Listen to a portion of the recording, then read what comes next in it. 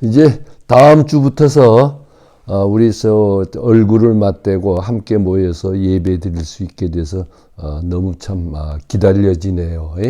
오늘 영상 예배 마지막인데 오늘 기도에 대한 오해 두 번째 말씀을 드리겠습니다. 어떻게 해서 그런 그 믿음들이 이렇게 퍼졌는지는 모르지만 믿고 구하기만 하면 다 무엇이든지 하나님이 이루어준다.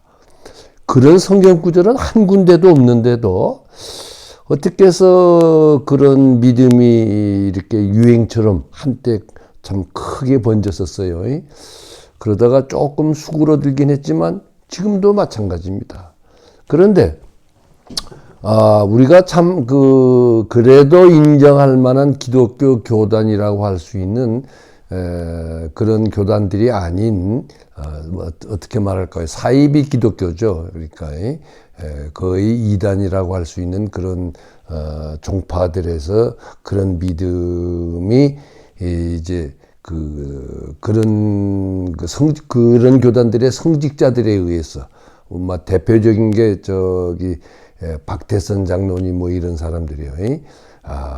대단했습니다. 그 6.25 직후에 그런 그 집단의 그 기독교란 이름으로 행해진 막 믿기만 하면 뭐 낫는 무슨 병이든지 다 낫는다든지 그래가지고 무슨 병 고치는 은사 신유의 은사 받았다는 사람들이 전국에 우후죽순처럼 나타났었습니다.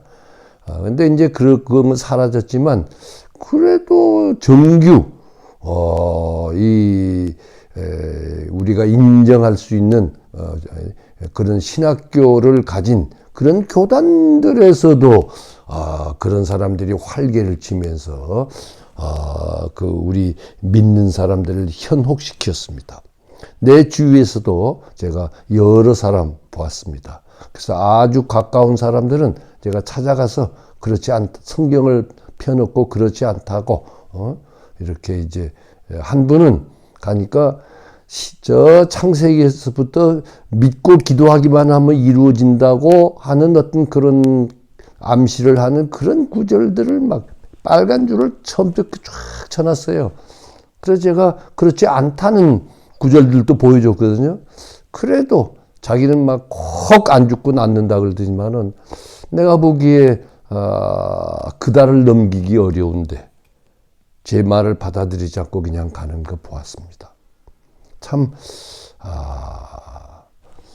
한 번은 우리 할머니가 지병이 있었는데 가슴알이라고 하는 병인데 아마 위궤양인지 모르겠어요. 1년에 한두 번씩 굉장히 아파요. 그래가지고, 어디서 어느 교회에서 권사직위를 받았는지는 알 수 없는 권사라고 하는 할머니가 와서 우리 할머니한테 막 자기가 신유의 은사가 있다고 이제 기도를 하면서 믿기만 하면 낫는데 당신이 안 믿어서 안 낫는다 이게요. 그건 말도 안 되는 거거든요. 제가 마침 그때 농장에 살 때인데 집에 갔다가 기도하는 소리를 밖에서 듣고 들어가서 당장 그 권사님 라고 하는 자칭 권사라고 하는 사람을 딱 불러서 쫓아냈어요. 가라고. 그건 말도 안 돼요. 자기가 신유의 은사를 정말 받았으면 상대방이 어떻든지 간에 병이 나아야지 실컷 해놓고서는 안 낫는 이유는 상대방의 믿음이 없어 그렇다 그러는데. 그래서 그런 건 다 엉터리입니다. 믿지 마세요. 저는 신유의 은사 받았다는 사람들 제가 굉장히 전국적으로 이름을 떨치는 사람들 만나봤는데 다 사기꾼들이에요. 아닙니다. 내가 다 확인시켜서 쫓아보냈어요. 그런 것이 틀렸다는 거 제가 믿음과 기도와의 그런 관계가 있는 거 아닙니다. 제가 그 원고에 썼지만 말씀을 드릴게요. 나만 장군 병 고친 이야기 아시죠? 예. 나만은 이제 엘리사를 찾아와서 고쳐줄 줄 알았는데 문 밖에 나와보지도 않고 게하시라고 하는 자기 그 비서를 시켜서 이제 요단강에 가서 7번 목욕해라. 그러니까 막 화가 나가지고 돌아갔습니다. 그런데 그 밑에 이제 소위 보좌관이 있다가, 믿져야 본전인데 한번 해봅시다. 그래서 믿져야 본전이라고 하는 생각으로 7번 목욕했는데 깨끗하게 나왔어요. 믿음이 있어 나온 거 아닙니다. 믿져야 본전으로. 그 다음에 믿었는데 그만한 믿음은 성서상에 우리 기독교 사상에 찾아볼 수 없는 우리 사도 바울 잘 알죠? 그가 어떤 병인지는 정확하게 모르지만은 학자들은 대개 간질병일 거라고 추정을 합니다. 근데 하여튼 간에 이제 다른 사람 신유의 은사를 받아서 바울은 많은 사람들의 그 병자를 고쳐줬습니다. 근데 자기 병은 못 고쳐요. 그러니 참 이제 다른 사람들이 보기에 어떻게 지 병은 못 고치나 그런 말을 들을 만해요. 그래서 하나님께 그 병을 고쳐달라고 학자들은 간질병으로 생각하는데 저도 그렇게 생각합니다만은 그건 확실하진 않지만 하여튼 그 병을 고쳐달라고 3번 간구했는데 하나님께서 내가 너한테 베푼 은혜가 족하다. 그리고 안 고쳐줬어요. 바울은 믿음이 부족했습니까?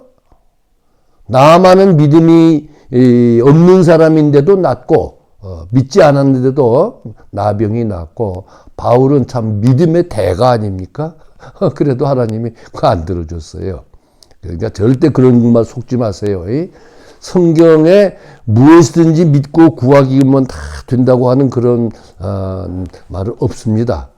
근데 그렇게 사람들이 잘못 오해하는 곳 4곳을 제가 원고에 잘 써서 보냈으니까 참고하시기 바랍니다.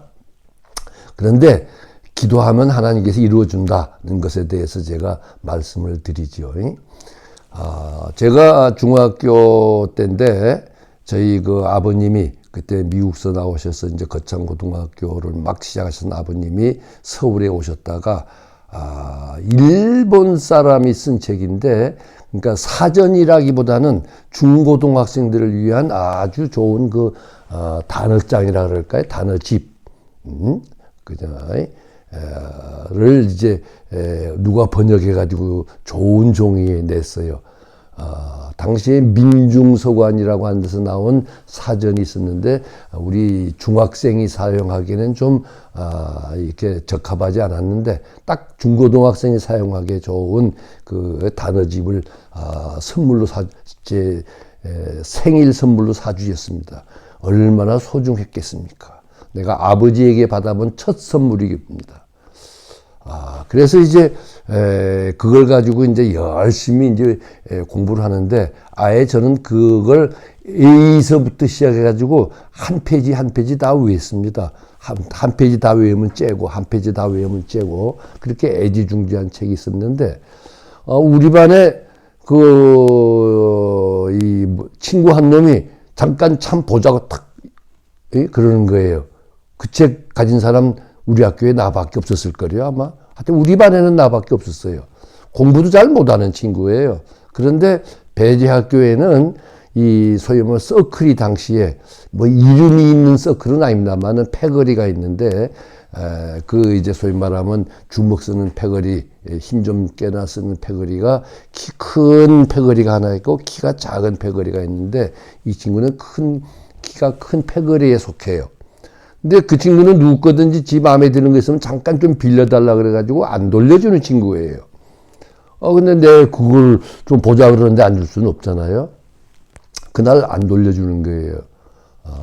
나는 처음으로, 새벽에 공동교회라고 하는 교회를 다녔었는데, 어머니를 따라서, 그 공동교회 가서 기도를 했어요. 하나님, 내가 싸우지 않고, 이 친구에게 그 책을 내가 돌려받아야 되겠습니다. 도와주십시오.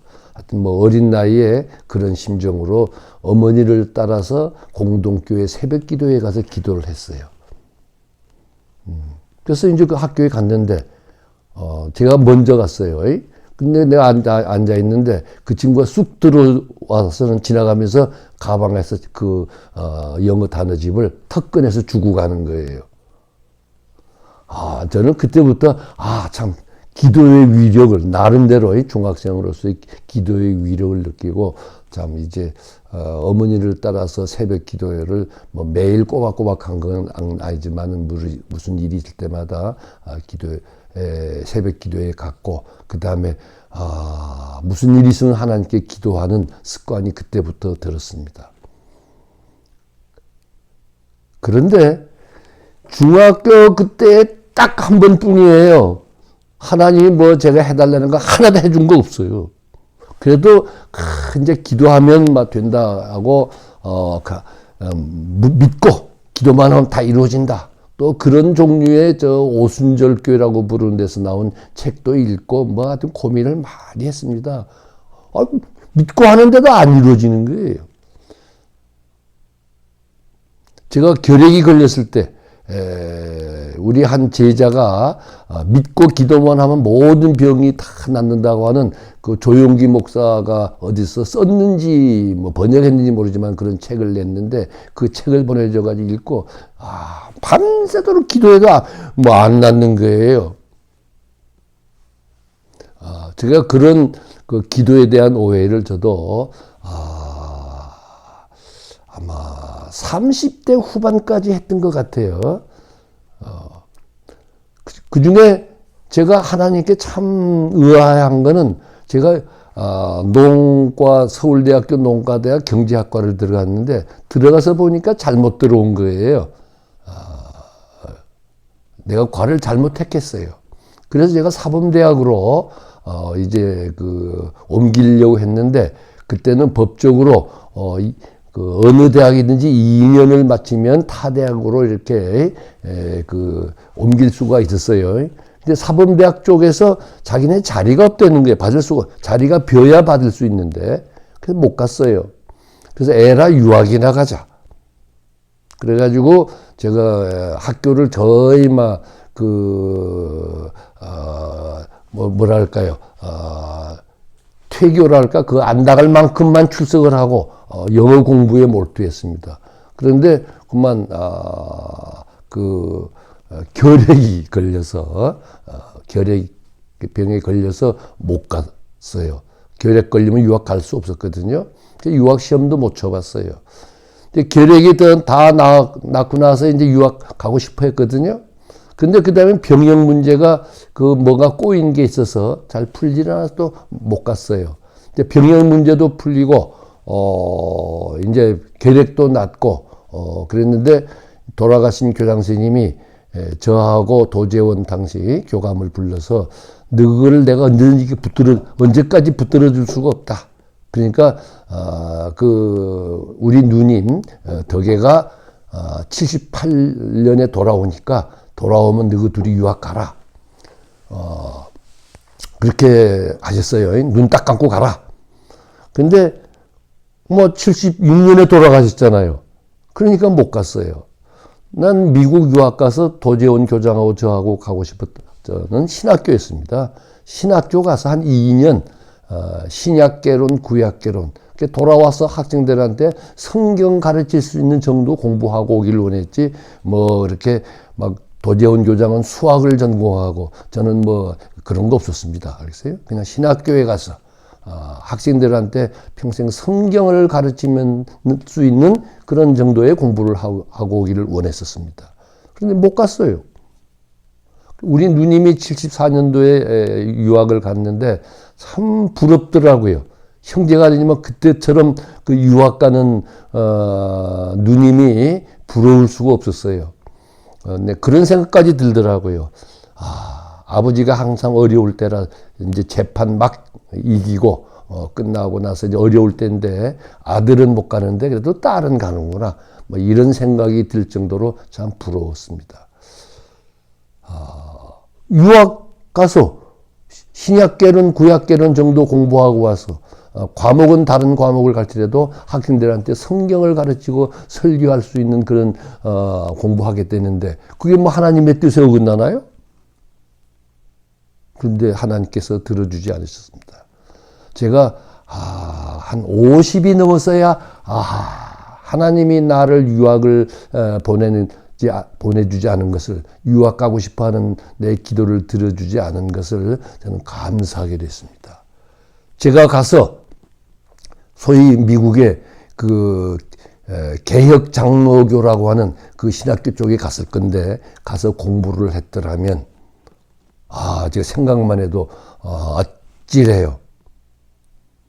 제가 유학을 가지 않았기 때문에 혼자 독학으로 이제 책을 구해서 공부를 하는데, 뭐 우리말로 된 책, 제대로 된 책이었으니까 거의 뭐 99%를 영어권의 책을 구해서 읽었는데, 그러다 보니까 독일 신학자든 미국 신학자든 영국 신학자든 불란서 신학자든 하여튼 영어로 구할 수 있는 것은, 또 그 다음에 장로교 신학자든 감리교 신학자든 뭐 교파 불문하고 국가 불문하고 교파 불문하고 천주교 신학자든 개신교 신학자든 성공회 신학자든 종파 불문하고 유명하다는 사람 책은 다 구해서 읽었어요. 그래서 제가 신학적으로 그 리폼드 캘비니즘, 개혁 장로교라고 하는 그 어떤 편협한 그런 그 편협성에 사로잡히지 않을 수 있게 됐습니다. 천주교 신학 신학대학 4년을 마치고 군대 간 한 젊은이가 제대로 공부한 청년이에요. 군대 가기 전에 제 방에 놀러 와서 제 서재에 꽂혀 있는 책을 딱 보더니 이거는 우리 캐톨릭에서 아주 유명한 분의 책인데요. 개신교인, 내가 개신교인데 그 책을 읽는 것을 보고 깜짝 놀라더라고요. 그래서 이 사람아, 개신교고 프로테스탄트고 천주교고 무슨 상관이 있나? 성경 하나님 말씀 읽고 공부하는 데는. 그랬더니만 그 친구가 뜻밖의 저하고 오랜 시간을 여기서 이런 얘기 저런 얘기를 하다가 갔어요. 그러니까 하나님께서 하나님의 뜻에 어긋나는 기도는 아닌데, 어긋나는 것을 원하는 건 아닌데, 미국 유학에 어긋나는 건 아니에요. 그런데 하나님께서는 하나님이 원하는 때에 하나님이 원하는 방법으로, 또 아니면은 내가 구하는 것보다 더 큰 것을 주시기 위해서 안 주는 겁니다. 저는 중학교 때 기도하면 이루어진다고 하는 그 어떤 믿음을 가지고 살아왔는데, 그러니까 근 40년이 지나서야 하나님이 내 유학의 꿈을 이루어지지 않은 그 보다 큰 뜻, 보다 넓은 뜻이 있었다는 것을 40년이 지나서야 제가 깨닫고 참 감사하고, 그 후에 성경 공부에 더 매진하게 되었습니다. 그게 여러분, 무엇이든지 구하기만 이루어진다는 성경 구절은 단 한 군데도 없어요. 그렇게 앞뒤를 잘 보지 않으면, 그렇게 오해할 수 있는 말의 앞과 뒤를, 전후를 잘 보면, 문맥을 살핀다 그래요. 영어로는 컨텍스트라 그러는데, 앞뒤 문맥을 잘 살피면, 그런 뜻의 성경 구절은 하나도 없습니다. 기도는 우리가 원하는 것을 하나님께서 주시는 것이 아니라, 하나님이 우리를 자기가 원하는 곳으로 가는 길을 보여주는 거예요. 그래서 그 길을 가면 그 길을 갈 수 있는 힘과, 그 길을 가다가 어려운 일을 당했을 때에, 소위 고난에 부닥쳤을 때에 그 고난을 이길 수 있는 힘, 지혜를 주시는 겁니다. 그리고 그런 지혜 플러스, 그 다음에 우리가 신앙적으로 다른 사람을 지도해야 될 필요가 있을 때에 아주 알맞은 때에 알맞은 방법으로 알맞은 마음을 상하지 않게 하는 말로 어떤 신앙적인 지도를 할 수 있는 그런 그 지혜, 이런 지혜를 주시는 거예요. 하나님께서 어디로 가라 하는 길을 가르쳐 주는 거예요. 기도의 1번이. 두 번째는 그 가라고 한 길을 가면서 어떤 어려운 일에 고난을 받을 때에 힘든 게 생겼을 때에 그걸 이길 수 있는 지혜를 준 힘과 지혜를 주시는 거예요. 그리고 우리가 다른 사람에게 신앙을 전한다거나 신앙적인 어떤 그 충고를 해야 될 일이 있을 때 상대방의 그 감정을 상하지 않고 오히려 상대방이 기쁜 마음으로 받아들일 수 있는 방법으로 할 수 있는 그런 지혜, 여러 가지 지혜를 주는 거예요. 어떤 바울의 표현을 빌리면은 저는 제일 좋은 표현이 악을 선으로 갚을 수 있는, 이길 수 있는 그런 지혜, 하여튼 그런 지혜를 주시는 거예요. 그런 지혜는 우리가 쉬지 않고 우리가 달라고 기도해야 됩니다. 그래서 매일 해야 돼요. 그런 지혜 달라고, 그런 힘 달라고 매일 해야 됩니다. 숨 쉬는 거하고 똑같아요. 저는 그래서 기도는 매일 해야 된다는 의미에서 기도는 예수를 숨쉬는 거다. 육신은 산소를 들이마시지만 우리의 그 영적인 삶은 예수를 들여 마셔야 되는 거예요. 그리고 요한복음에 의하면은 성령이란 뭐냐? 육신을 입고 오신 예수님은 하나님에게 갔어요. 이제 영적으로 지금 우리와 함께 여기에 와서 우리와 함께 계시는 분이 성령입니다. 그래서 여러분 요한복음을 꼼꼼하게 읽으면서 내가 아버지에게로 간다, 너희에게로 다시 온다. 간다, 온단 말을 잘 줄 거 보면서 읽어보세요. 예수님이 분명히 우리한테 다시 온다 그랬어요. 그 뭐로 왔느냐? 성령으로 와 계십니다. 성령으로 와 계시는 예수를 들이마시는 거예요. 그게 예수를 숨쉰다 이렇게 표현하고 매일 해야 되는 거예요. 여러분 쉬지 말고 특히 우리 교회 나오시는 분들 가운데 젊은 분들이 있으면은 쉬지 말고 하시면은 그 기도의 그 어떤 그 맛이라 그럴까요? 그 기도가 주는 기쁨. 저는 오늘 이 설교 말씀 준비하다가 울컥하면서 요한복음 몇 군데를 읽다 울컥하면서 참 그런 것을 여러분 계속 하시면은 느끼게 됩니다. 그러면 기도라는 게 뭔지 설명할 필요가 없어요. 한두 번 더 이제 기도에 대해서 오해하고 있는 부분에 대해서 말씀을 드리려고 하는데 오늘은 기도는 알겠어요? 육신은 산소를 들이마셔서 숨을 쉬어서 살지만 우리 영적인 삶은 우리 인격적인 삶은 예수를 들이마셔야 됩니다. 매일 기도하자는 얘기예요. 계속 하시는 우리 거고 교회의 형제 자매님들이 되기를 예수님의 이름으로 기도합니다.